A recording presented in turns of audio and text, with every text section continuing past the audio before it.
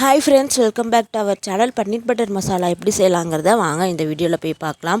கடாய் வச்சுக்கலாம். அதில் 2 table spoon நெய்யை ஆட் பண்ணலாம். நெய் நல்லா உருகணும், அது வரையும் வெயிட் பண்ணலாம். இப்போ நெய் நல்லா உருகிடுச்சு. பெரிய வெங்காயமாக இருந்தால் 3 போதும், சின்ன வெங்காயமாக இருந்ததுன்னா 4 எடுத்துக்கோங்க. கட் பண்ணிட்டு நெய்யோட ஆட் பண்ணிக்கலாம். நல்லா இப்போ பார்த்திங்கன்னா வதக்கி விட்டுக்கலாம். வெங்காயம் பார்த்திங்கன்னா நல்லா ஒரு கலர் சேஞ்ச் ஆகணும், அது வரையும் பார்த்திங்கன்னா வெயிட் பண்ணிக்கலாம். இப்போ நல்லா வதக்கி விட்டுக்கலாம்.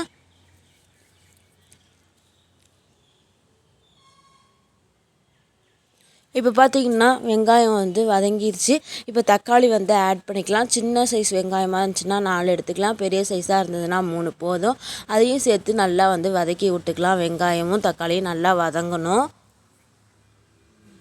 இந்த டயத்தில் இஞ்சி பூண்டையும் ஆட் பண்ணிட்டு நல்லா வதக்கி விட்டுக்கலாம்.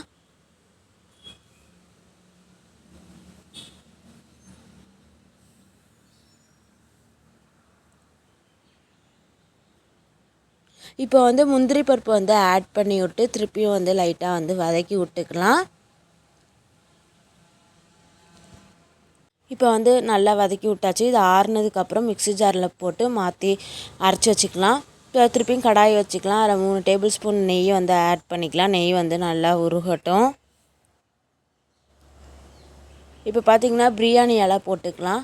அதுக்கப்புறமேட்டு கொஞ்சமாக கடுகு ஆட் பண்ணிக்கலாம். கடுகு நல்லா வெடித்து வந்ததுக்கப்புறம் இந்த அரைச்சி வச்சுருந்தோம் இல்லையா, அதை பேஸ்ட்டை ஆட் பண்ணிடலாம்.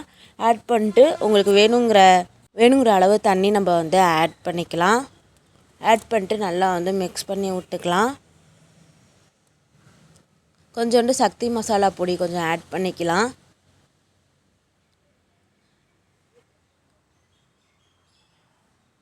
ஜீனி பார்த்திங்கன்னா 1 ஸ்பூன் ஆட் பண்ணிக்கலாம்.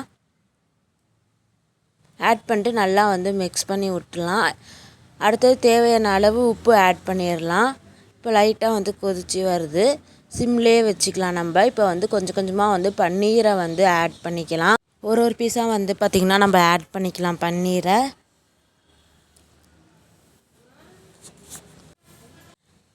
ஆட் பண்ணிவிட்டு இப்போ பார்த்திங்கன்னா பொறுமையாக நல்லா மிக்ஸ் பண்ணி விட்டுக்கலாம். பன்னீர் பார்த்திங்கன்னா உடஞ்சிடக்கூடாது. இப்போ நம்ம பன்னீரை நல்லா மிக்ஸ் பண்ணி விட்டோம். ஒரு 5 மினிட்ஸ் பார்த்திங்கன்னா லோ ஃப்ளேம்லேயே அப்படியே இருக்கட்டும். இப்போ பார்த்திங்கன்னா கொத்தமல்லி இலை இருக்குங்க இல்லையா, அதில் கட் பண்ணி அப்படியே தூவி விட்டுட்டு லைட்டாக ஒரு மிக்ஸ் பண்ணி விட்டுருங்க. இது பார்த்திங்கன்னா சப்பாத்தி, நான் இதுக்கெலாம் டேஸ்டியாக இருக்கும். நீங்கள் ட்ரை பண்ணி பார்த்துட்டு எனக்கு கமெண்ட் பாக்ஸில் கமெண்ட் பண்ணிடுங்க. தேங்க்யூ ஃபார் வாட்சிங் த வீடியோ ஃப்ரெண்ட்ஸ். பாய்.